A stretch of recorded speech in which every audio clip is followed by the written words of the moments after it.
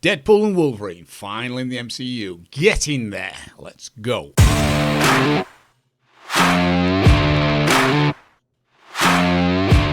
Welcome back, it's Rich. So last week I got a chance to see Deadpool and Wolverine, and this review will be full of spoilers. We're going to dive into heavy details and recap some of the key moments that surprised me and plenty of other fans in our screening. Now, I always watch these kind of movies in my favourite slot, that being opening night, first showing at 8 PM in IMAX 3D to a sold out crowd. That's the seat you want to be sat in. These screenings get the most energy, it's generally an adult audience, and as a fan of the MCU or any major big release movie, you really need to be at that screening. You can feel the excitement in the audience as it's all MCU fans, and each one of us sat there and were likely there from the start of the MCU at all these opening 8 PM showings since the beginning of Phase 1. So finally, after complex corporate deals with Disney acquiring the 20th Century Fox properties, we finally get Deadpool and Wolverine both together in an actual Marvel Cinematic Universe, whereas previously all Fox properties such as these and the X-Men etc., they were just Marvel comic characters but licensed out to Fox for them to produce the movies. That's why they're not allowed to be in or even referenced to in things like Iron Man, Captain America, Avengers and so on. That's all changed now because Disney own Marvel and now they own all the Fox characters too, so the future should be bright. So we pick up with Wade Wilson at his birthday party. You've seen this in the trailers, surrounded by most of his friends that were all present in the two previous Deadpool films, such as the cab driver, the blind landlady, Colossus, his girlfriend, and others. And then things are interrupted by the TVA from the Loki series, the team that control all the multiverse timelines and banish people to the wasteland at the end of time with their pruning sticks. Needless to say, Wade is whisked off to the TVA officers and told by a guy there called Paradox that his world is effectively dying, and it's all down to the upcoming death of a major character, that being Logan, aka Wolverine, who in this timeline he's not actually died yet. This is set before the Logan film that we saw a few years back. So Deadpool, being his ears, attempts to skip around various multiverse timelines using TVA portals, visiting alternate Wolverines in an attempt to effectively kidnap one and take him back to the TVA and assume all will be fine, just replace him. The TVA, they're unimpressed by Deadpool and a poor variant of Wolverine that it brings back.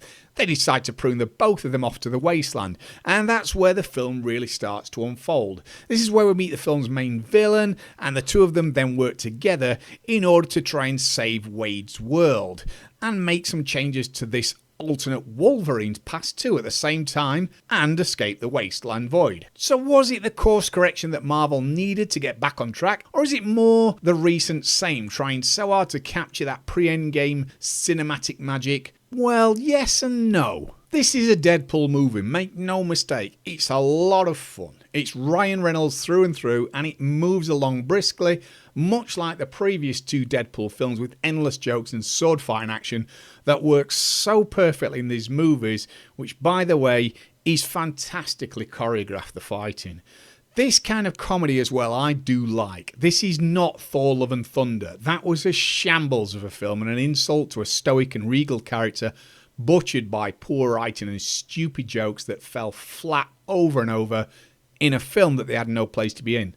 Deadpool, on the other hand, is exactly how it should be done. I smiled hard, non-stop for the entire length of the film. 2 hours watching the mindless violence unfold, the very funny fourth wall breaking chats to us as the audience, the crass, rude and downright insulting to the absolute limit jokes presented to the audience that cover everything, such as mocking Marvel for their recent poor string of films, frequent riffs around the Disney Fox acquisition, poking fun at complex timelines and the over-complex multiverse, even a stab at Hugh Jackman's recent divorce and so on. It was unbelievable what they can get away with.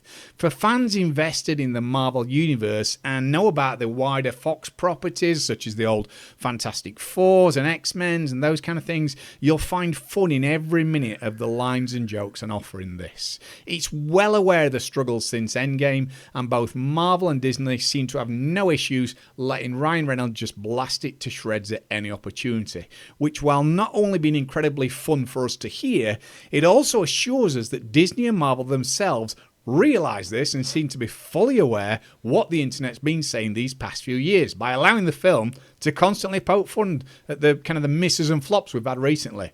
It's quite staggering just how far they allow things to be pushed, as everything is off limits, and man, do they take this freedom and run with it. The film delivers on what was expected in terms of bringing the Fox universe into the Marvel universe. And with that, if you think that kind of Endgame was a tribute to all the past MCU films brought together, Spider-Man No Way Home was a bit of a tribute to the Sony Spider-Verse films coming together. This is a fitting tribute to the old Fox universe films, and it's kind of done in a bit of a similar way.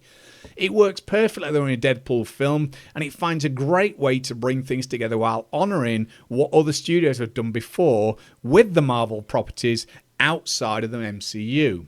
The film opens immediately with Deadpool in the actual Logan timeline that we know, digging up the Logan grave, assuming he's not actually going to be dead due to him being able to regenerate. Only he is dead, and all that's left is a shiny adamantium skeleton, and he then proceeds to use these metal bones and fight the TVA who are hot on his tail and all out for a battle. This is all done to the soundtrack of NSYNC's Bye Bye Bye, and it includes some really funny boy band classic dancing that's super fun to watch, together with some ridiculous bloody violence, which again is awesome to watch. The film pauses at this point and Deadpool narrates to us, how did I get into the situation? And it rewinds back to before the TVA showed up at Wade's birthday, and we get a look at what led to this point. So we get Wade at a job interview with our first cameo, Happy Hogan from the Iron Man films, and he's trying to get a job to be part of the Avengers. It provides a fun scene where they reference Tony Stark, but ultimately he doesn't get the job. And this creates a bit of a downward spiral in Wade's life, a kind of depression, knowing that he's not going to become anything bigger or part of the Avengers. So he hangs up his suit effectively, retires as Deadpool, and tries his hand as a car salesman, which doesn't work out too well, as you'd expect. We then get back to the birthday scene that we've seen in the trailers, and the TVA showing up at his door. He gets whisked off, and then we follow Deadpool on his hunt for a replacement Wolverine. And we get all kinds of fun, such as small Wolverines like in the comics and video games. We get one from previous Wolverine movies, each with basically telling Wade to F off. We then get great cameo Wolverine played by none other than Henry Cavill of all people, sporting a huge cigar and massive sideburns. Really surprising, great fun to see. But once he does finally lock onto a Wolverine, he effectively kidnaps him and returns back to the TVA. They basically tell him he's ridiculous and you can't just simply replace a dying Wolverine with another one. So both of them are pruned with the kind of glowing sticks, and they arrive and are sent into the wasteland, where this insane fight between them takes place, and it's just pure joy to watch. Ryan Reynolds and Hugh Jackman work together so well, with Deadpool being the class clown and Wolverine being the grumpy, angry and I don't want to help anyone type character, only amped up with an R rating, so it ramps up the anger and the violence and very insulting language. One I found particularly funny and just mesmerised with was them going mental at each other in a car for what appeared to be something like 12 hours, because it goes from day to night. It's ridiculous, but it's so much fun to watch. And once all's kind of done, they realise no one's really winning. They're going to make up a bit of a truce in a way and call it a day and proceed into the wasteland. And this is where all manner of people start to show up. These are all the others that have been pruned from different places, different films, different shows, whatever it may be. The first one of a great surprise is that Chris Evans shows up. Deadpool all excited, talking to him as if he's Captain America, and preempting him to say the famous line, "Avengers Assemble." Only when he does, it's not that line, and instead it's "Flame On," as this is Johnny Storm from Fantastic Four movies. It's a great moment and got a really great cheer from the crowd. We also get various other heroes making entrance, such as Jennifer Garner reprising her role as Elektra. We even get Wesley Snipes returning as Blade and Channing Tatum as Gambit, which was a great joke because there is a running thing that Tatum wanted to play the character genuinely for some years. And it was on the cards, then off the cards, and then they had a director, then they didn't. So this provides more Deadpool jokes mocking that. It was great to see it. We also get various X-Men returning, played by the original actors as well. So we get X-23 from Logan, we get Azazel, we get Pyro, Tyler Maine's original Sabretooth, Lady Deathstrike, and even Juggernaut, but that's not the Vinnie Jones character. The third act then gives us an army of Deadpools as well, with tons of references and nods to Wrexham Football Club, various other famous actors voicing them, such as Matthew McConaughey. We get Lady Deadpool and a bloodbath of carnage inside a bus. And aside all the cameos and jokes, we also get some truly heartfelt moments that make a welcome break from all the excitement, and I enjoyed these beats, if they were a little sparse in the film. It wasn't all glossy though, so what quite didn't work for me? Well, I say quite, because for me I had a blast the whole way through, but there's some valid criticism on the internet now, and they're fair points. The story and plot itself is pretty weak. It's a little confusing at first, but then when you settle in, it starts to make more sense. It kind of just disappears anyway. It's just more gags and action pieces, and while all done exceptionally well, it's not a story you're going to invest in compared to, say, Captain America Civil War, for example. It's more a series of comedy and action sketches, and the story is almost non-existent until it reminds you occasionally that there is one. The villain as well, Cassandra Nother, is another okay example. Nothing special at all. And while overall played well by the actress, and not the Darlene level of the villainous lady from the Marvels, she's completely forgettable and ultimately a bit boring. She's super overpowered, but then doesn't use her abilities when it would matter. You know, the usual stuff. But for me, the little gripe I've got is the whole connection to the MCU, with Deadpool and Wolverine finally joining, and the promise of this shaking up the MCU as a whole, which I think it needs. And did it do that? That's the question I asked earlier. Well, yes and no, I said. You see, there's absolutely no connection in this to the wider MCU at all, other than the TVA screens that you see in the trailers that show you a few of the Avengers. And you could argue the Happy Hogan cameo. But other than this, it's just a standalone Deadpool film right to the end, even the end credits scene as well.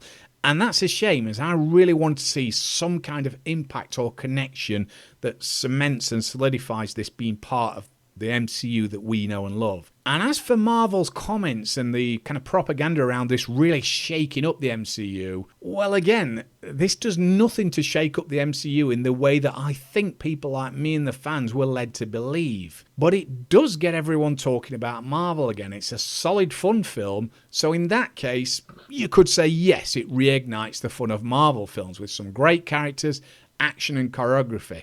And so it does kind of shake up the MCU. It's just in a different way to what everyone expected. They thought this was going to really change things. So my final thoughts, I'm going to give Deadpool and Wolverine still a massive 5 out of 5. I had 2 hours of absolute solid fun and smiles with this.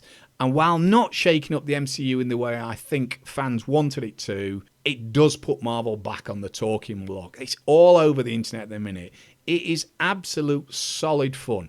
But just go in expecting a Deadpool movie with loads of cameos, and that's exactly what you're going to get. It's nothing more than that, but it's great. I enjoyed the hell out of seeing this in 3D. It had really over-the-top, exaggerated 3D in certain scenes as well, and I think that was all done on purpose. It was great on a big screen. If you can see it that way, do it. But let me know what you think. Leave a comment below, and until next time, keep smiling, peeps.